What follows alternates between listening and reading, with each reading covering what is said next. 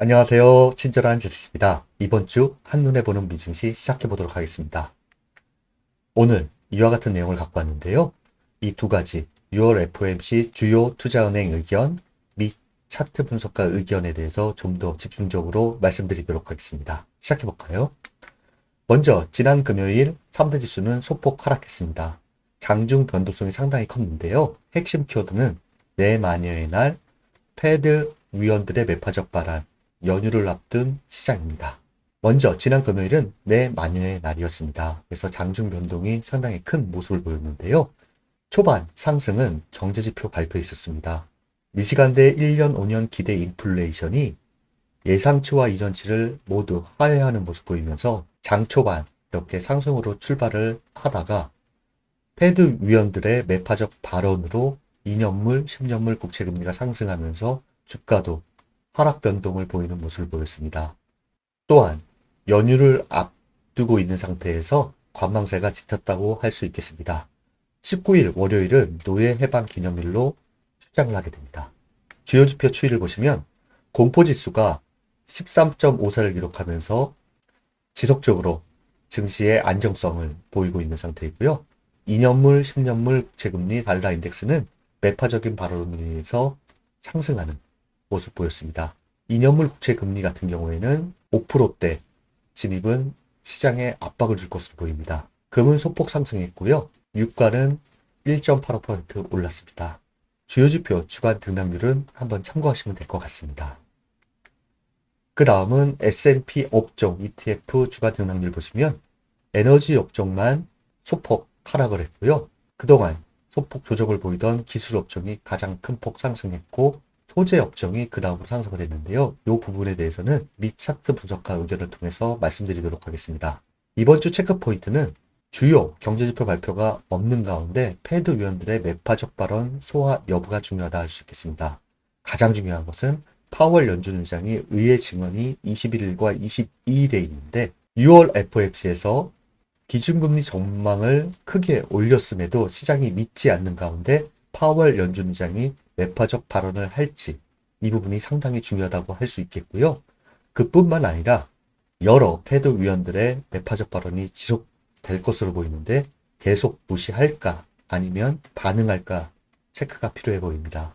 기술적으로 본다라고 하면 기술 업종과 AI 빅테크가 기술적 과매수권의 진입 부담이 있다라는 의견들이 많이 나오고 있는 상태에서 이 부담을 해소하는 과정에서 업종 순환매가 이루어지는지 체크하시면 좋을 것 같습니다. 그 다음은요. 6월 FOMC 주요 투자은행의 의견입니다. 먼저 6월 FOMC 경제전망 서머리와 점도표를 보면요. 이렇게 요약할 수가 있습니다. GDP와 코어 PC는 상향 조정을 했고 실업률은 하향 조정, 정책금리는 상향 조정을 했습니다. 보시면 지난 3월보다 기준금리는 올해 5.6%로 50pp, 즉 2회 정도 더 인상한다는 것으로 나왔는데요. 이로 인해서 시장이 큰 폭 하락하다가 파월 의장의 결정적인 말 한마디에 다시 반등하는 모습을 보였습니다. 밑에 보시면 점도표에서 금년 최저금리 전망을 예상보다 큰 폭 25bp 2회 인상폭으로 상향 조정했는데 시장은 안 믿고 있습니다. 그 이유가 파월 의장이 이와 같은 말을 했습니다. 충분히 제한적인 금리 수준에 훨씬 더 접근했고 7월 회의에 대해서 어떤 결정도 내리지 않았다. 그래서 증시 하락분이 만회되는 FOMC 당일 모습을 보였는데요. 점도표를 보시면 9명, 절반의 위원들이 중간값 5.6%를 제시했습니다. 또 한 가지는 경기 연착륙 기대감, 실질 GDP를 0.4에서 1%로 올해 상향했다라는 점, 긍정적인 시각으로 시장은 반응했고, 그로 인해 FOMC 회의 이후에도 견고한 모습을 보이고 있는 상태입니다. 6월 FOMC 이후에 패드 금리 모니터링 도구를 보시면요. 시장에서 안 믿는다라는 것이 보이는데요. 7월 25bp 인상 후 동결로 보고 있습니다. 50bp 인상은 안 할 것이야. 그래서 올해 5.25에서 5.5%로 유지를 하고 내년 1월에 금리 인상을 예상하고 있는 상태입니다. 이와 같은 양상은 골드만삭스의 경우 실제 연준이 새로운 전도표를 따를 것인가에 대해 충분히 신뢰하지 못하는 모습을 시장에서 보이고 있다. 크레딧 아그리콜은 금리 동결에 따른 금융여건의 과도한 완화를 방지하기 위하여 점도표를 통해 의도적으로 매파적 메시지를 전달한 것으로 보인다. 정책금리 25bp 추가 인상은 가능하나 50bp 인상은 실현되기 어려워 보인다. 주요 은행에서도 신뢰가 안 간다라고 이야기를 하고 있습니다. 제가 향후 기준금리 전망에 대한 투자은행의 의견을 한번 정리해봤습니다. 50bp 인상은 뱅크 오브 아메리카 CT입니다. 점도표와 마찬가지로 5.5에서 5.75% 연말에 갈 것으로 보고 있는데요. 뱅크 오브 아메리카는 7월 및 9월 FOMC에서 각 25bp 인상으로 전망을 변경했고요. 기존에는 금년까지 동결 전망이었습니다. CT는 자신들이 예측한 금년중 추가 2회 인상을 시사했고 당사의 최종 금리 전망에 부합했다라고 이야기를 하고 있고요. 25bp 인상은 웰스파고 같은 경우에는 7월 25bp 인상 이후에 연말까지 동결할 것으로 예상한다. 그리고 캐나다 왕립은행의 경우에는 지금까지의 긴축 등으로 연준 전망 달성이 쉽지 않다라고 평가를 하고 있고 이에 따라 7월 25bp 추가 인상이 마지막이다 라고 이야기를 하고 있습니다. 마지막으로 현 최종 금리를 유지하겠다라는 의견은 모건 스탠입니다. 금년중 연착륙을 예상하고 연준이 내년 3월 처음으로 정책금리를 인하하기 전까지 현 수준에서 동결할 것이라는 기존 전망을 유지하고 있는 상태입니다. 참고하시면 될 것 같고요. 페드 금리 모니터링 도구 보시면 7월 FOMC에서 금리 동결 가능성이 25.6%, 25bp 인상 가능성이 74.4%를 보이고 있는 상태입니다. 그 다음은요. 미 차트 분석가 의견 중 첫 번째입니다. 계속해서 개선되고 있는 시장 폭. 이번 주의 주인공은 산업업종이다. 라는 것인데요. 하나둘 말씀드리도록 하겠습니다. 먼저 이 차트는 S&P 500 주식 중 200일 이동평균선 위에 거래되는 비율입니다. 이 비율이 4개월 만에 가장 높은 수준으로 상승한 것을 보여준다.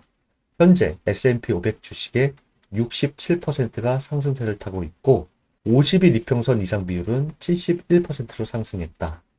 S&P 500 지수도 1년여 만에 최고치로 올라섰다. 그리고 3주 연속으로 S&P 500 랠리는 점점 더 많은 주식과 업종에 의해 지지받고 있다. 이런 모습이 긍정적이라는 이야기인데요. 이번 주는 산업업종이 주인공이다 라고 이야기를 하고 있습니다. 보시면 산업업종 ETF XLI입니다. 이 차트는 산업업종 ETF의 주간 차트인데요. 사상 최고치를 기록했습니다. 경기 소비주에 이어 이번 주 세 번째로 우수한 실적을 기록했습니다. 이동평균선은 또한 강세 정렬 상태를 유지합니다. 항공사들이 산업업종 상승을 이끌었다라고 이야기를 하고 있습니다. 여기에 대해서 말씀드리면 다우존스 항공지수, 이게 항공지수인데요. 주간 차트입니다. 주간 차트상 주요 하락 추세선을 돌파한 후 상승 전환 직전에 있음을 보여준다 라고 분석하고 있고요. 그 다음에 델타 항공, 유나이티드 항공 주간 차트로 보면 델타 항공은 1년 내 최고 수준으로 거래되고 있음을 보여주고 그 다음에 유나이티드 항공도 거의 동일한 모습입니다. 그 결과 우리는 이제 산업 주식, 특히 항공사를 시장 랠리를 확장하는 데 도움이 되는 주식 목록에 추가할 수 있다라는 메시지를 보내고 있습니다. 즉, 이와 같은 업종 순환매가 지속적으로 이루어진다라고 하면 시장은 견고한 모습을 보일 것이라는 의견으로 판단됩니다. 그 다음은 단기 조정을 암시하는 빅테크라는 의견입니다. 이 미 차트 분석가 의견을 알기 위해서는 RRG라는 것을 알아야 되는데요. S&P 500 지수 대비 업종의 상대적 강도와 모멘텀을 보여주는 겁니다. 지렁이 같이 움직이는 것이 4분면 안에서 어느 방향으로 가는지 어느 위치에 있는지를 보는 것인데요. 이쪽으로 갈수록 모멘텀, 즉 주가 움직임의 추진력이 강하다는 이야기고요. 이쪽으로 갈수록 상대적 강도가 강하다는 의미입니다. 이와 같은 4분면에서 어떤 움직임을 보이는가가 중요하다고 할 수 있는데요. 이것에 대한 빅테크 의견이라 할 수 있겠습니다. 보시면 단기 회전, 즉 5일 동안, 한 주 동안의 움직임으로 봤을 때 반도체 주식인 AMD와 엔비디아는 지난 몇 주, 수개월 동안 선두를 유지해왔지만 이제는 약세로 돌아서고 뒤처진 4분면을 향해 나아가고 있다. 즉 모멘텀, 주가 움직임의 추진력이 약해지고 있다. 여기 엔비디아와 AMD입니다. 이렇게 내려오고 있다. 테슬라와 넷플릭스는 여전히 가장 강한 4분면 위에 있지만 역시 모멘텀이 슬금슬금 낮아지는 방향으로 가고 있다. 반대편에서 마이크로소프트와 애플, 스노우플레이크가 선두 4분면을 향해 궤도를 시작한다. 하지만 이 움직임은 아직 초기 단계에 있다. 요 세 개인데요. 이 순환은 AMD, 엔비디아, 그리고 그보단 덜하지만 넷플릭스와 테슬라가 일시 중지 상태에 있음을 시사하며 NY팡 지수는 이제 강세를 유지하기 위해 스노우플레이크, 애플, 마이크로소프트의 상승이 유지되어야 한다. 이 지수를 봤을 때 그렇다는 이야기인데요. NY팡이라는 지수는 이와 같은 대형 기술주로 구성되어 있습니다. 현재 시장을 이끌고 있는 주식 목록이라 할 수 있습니다. 이와 같은 이야기를 하면서 개별 종목에 대한 차트 분석을 이어가고 있는데요. 먼저 AMD입니다. AMD는 앞에 RRG에 뒤처진 4분면을 향해 빠르게 나아가고 있다. 현재 RSI를 갖고 와서 하락 다이버전스가 나온 모습을 볼 때 조정이 온다라고 하면 첫 번째 갭 영역인 115달러가 첫 번째 지지 수준이고 두 번째 지지 영역은 110달러 그리고 그 다음 지지 영역은 105달러로 보고 있는 상태입니다. 중기적 상승 추세는 온전하지만 단기적으로 RSI 하락 다이버전스가 부정적이라 할 수 있다라고 이야기를 하고 있고요. 그 다음에 엔비디아입니다. 엔비디아도 AMD와 유사한 경로를 보이고 있습니다. 새로운 최고치를 경신하지만 RSI에서 상당히 가파른 차이를 동반합니다. 역시 하락 다이버전스를 이야기하고 있고요. 랠리의 연료가 부족하다는 명백한 경고 신호다. 여기서 우리가 지지수를 볼 때는 첫 번째는 역시 갭 영역 상단인 370달러, 그 다음은 320달러 갭 하단입니다. 대체로 AMD와 같은 결론입니다. 장기 추세는 여전히 온전하지만 긍정적이지만 올해 첫 심각한 조정에 대비해야 할 수도 있습니다. 라고 이야기를 하고 있습니다. 즉 반도체 종목인 두 종목은 이 갭의 지지가 조정이 오더라도 중요하다. 이는 필라델피아 반도체를 보더라도 이 갭의 지지가 상당히 중요하다는 것을 알 수가 있습니다. 그 다음은 테슬라입니다. 테슬라는 극단적인 수준의 RSI 과매수권에 있다. 여기인데요. 90의 RSI 저항 영역에서 상승 잠재력을 매우 제한적으로 만든다. 하방 위험이 큰 상태에서 지지 구간은 230에서 240달러의 역시 갭 영역이다. 전반적으로 이분께서는 새로운 롱 포지션에 대해서는 부정적이고 단기 트레이더들은 더 낮게 이동하는 잠재적인 지지에서 접근하는 것이 안정적이다라고 이야기를 하고 있습니다. 이분께서는 계속 RSI와 지지 저항 라인으로 기술적 분석을 하고 있습니다. 그 다음은 넷플릭스입니다. 넷플릭스 또한 가파른 상승세를 보이고 있습니다. RSI는 매우 높은 수준이다. 넷플릭스에 대한 장기적인 저항은 여긴 보이지 않지만 465에서 480달러 사이에서 발견된다. 이는 넷플릭스가 위에서 언급한 주식에 비해 추가 상승폭을 가지고 있다는 것을 의미한다. 그러나 여기서도 하방 위험은 상당합니다. 조정이 온다면 첫 번째 지지수는 380달러로 볼 수 있다라고 이야기하고 있습니다. 그 다음은 애플입니다. 애플은 최근 최고치를 경신한 것은 긍정적인 신호이다. RSI에서 하락 다이버전스를 보여 랠리의 일시 중지 가능성이 있음을 나타내고 있다. 이와 같은 모습인데요. 하락 위협은 앞에서 말한 RRG, 우측에 있는 주식에 비해 더 제한적이라 할 수 있다. 이와 같은 분석을 하고 있습니다. 그 다음은 마이크로소프트입니다. RRG로 볼 때 애플과 마찬가지로 마이크로소프트의 상대적 강도는 형편없다. 하지만 모멘텀이 긍정적인 방향의 4분면으로 이동하고 있다. 여전히 강세를 보이고 있지만 이번 주에 2021년 11월에 수립된 역대 최고 수준인 345달러에 다가섰다. 현재 343달러입니다. RSI의 부정적인 차이와 결합하면 상황은 상승하기 어려워 보인다. 첫 번째 지지라인은 337달러와 322달러 정도로 나타난다. 이와 같은 이야기를 하고 있습니다. 이 부분께서는 단기적인 일간 차트와 RSI 그리고 RRG로 봤을 때 단기적 조정이 불가피하다고 보는 것 같습니다. 하지만 이분께서 마지막에 장기적인 관점의 회전을 갖고 왔어요. 앞의 주식들은 여전히 이 세계에서 선두적인 주식이며 일일 차트에서 볼 수 있는 약점은 현재로서 일시적인 것으로 간주되어야 하며 이거를 보여주면서요. 잠재적인 지지순에서 새로운 매수 기회를 찾아야 한다는 것을 암시한다. 즉, 현재 상승을 주도하고 있는 종목이 단기적으로는 조정을 볼 수 있으나 중장기적인 관점에서 보면 이분이 말하는 잠재적인 지지 수준에 온다라고 하면 새로운 매수 기회를 찾아야 한다는 것을 암시한다라고 이야기를 하고 있습니다. 그 다음은요. 향후 6에서 8주 동안 S&P 500에 대한 4가지 잠재적 시나리오입니다. 제가 지난주 내용이 너무 많아서 말씀드리지 못한 지난주 리포트라 할 수 있겠습니다. 이분께서는 피보나치 분석으로 본 3가지 관점 포인트를 먼저 이야기를 하고 있습니다. 첫 번째 구간은 여기인데요. 피보나치 38.2%의 저항은 작년 11월에 처음 도달했는데 이때 모습을 봐라.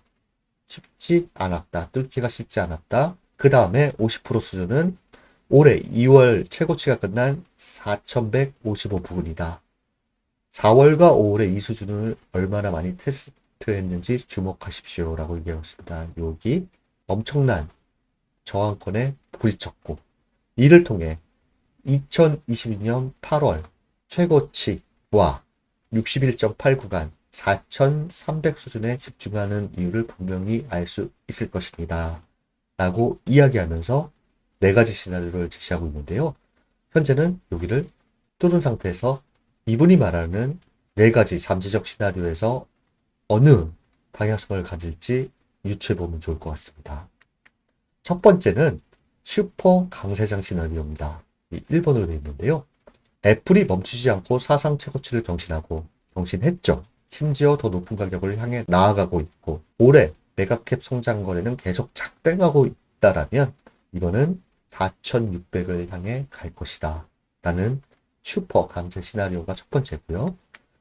두 번째는 약간의 강세 시나리오입니다. 메가캡 성장주가 강세를 유지하고 있지만 상승 속도가 상당히 둔화되면서 애플과 마이크로소프트 투자자들이 오래 누렸던 이익을 소화하면서 후퇴합니다. 현 리더십의 제한적 상승을 의미합니다. 이 시나리오에서는 S&P 500 지수는 4,300을 돌파했지만 그 이상은 되지 않습니다. 아주 묘한 말을 했는데요. 황소들은 좌절했지만 여전히 잘 지내고 있고 곰들은 의문을 갖기 시작합니다. 현재 지수가 4,400 공구인데요. 4,300 위에서 1번과 같이 슈퍼 강세 시나리오가 아닌 요 위에서 좁은 구간의 방향성을 보인다라는 이야기로 해석할 수 있겠습니다. 그 다음은 약간의 약세장 시나리오인데요. 이거는 현재 깨진 상태입니다.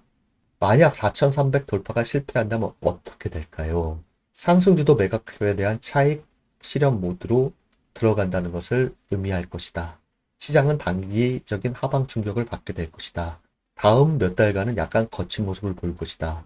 이와 같은 이야기를 하고 있는데 현재 여기를 뚫고 올라가기 때문에 이 시나리오는 배제됐다고 할 수 있겠습니다. 그 다음은 슈퍼 낙세장 시나리오인데 이 또한 현재 배제된 상태라 할 수 있겠습니다. 일주일 전 이와 같은 시나리오를 냈는데요. 한번 밑에 글은 읽어보시기 바랍니다. 이분의 피보나치로 본 잠재적 시나리오를 현재 입장에서 보자면 다음과 같습니다. 이분께서는 피보나치를 여러 구간에 상당히 많이 걷는데요. 현재 4,300을 돌파했기 때문에 슈퍼 강세 시나리오나 약간의 강세 시나리오 둘 중에 하나로 갈 것으로 보고 있는데 중요한 거는 밑에 4,300 구간의 지지가 형성되는 것이 중요하고 위로는 4,500과 4,600이라는 이 저항 구간이 있다라는 것. 슈퍼 강세 시나리오는 추가적 상승 후 4,500과 4,600의 저항선에 저항을 받고 숨고르게 들어가는 것이고요. 약간의 강세 시나리오는 4300을 지지로 여기서 추가적인 상승 탄력보다는 방향 모색 과정으로 가는 것이라 할 수 있겠습니다. 총 3분의 미차트 분석과 의견을 갖고 왔는데요. 이것을 정리해보면 다음과 같습니다. 첫 번째, 기술, 경기, 소비재, 산업, 업종 순환이 긍정적이다. 이분께서는 그랬고요. 업종 순환에 따른 종목 선택이 중요하다. 그리고 이와 같은 업종 순환이 지속된다라고 하면 증시는 견고한 모습을 보일 것이다.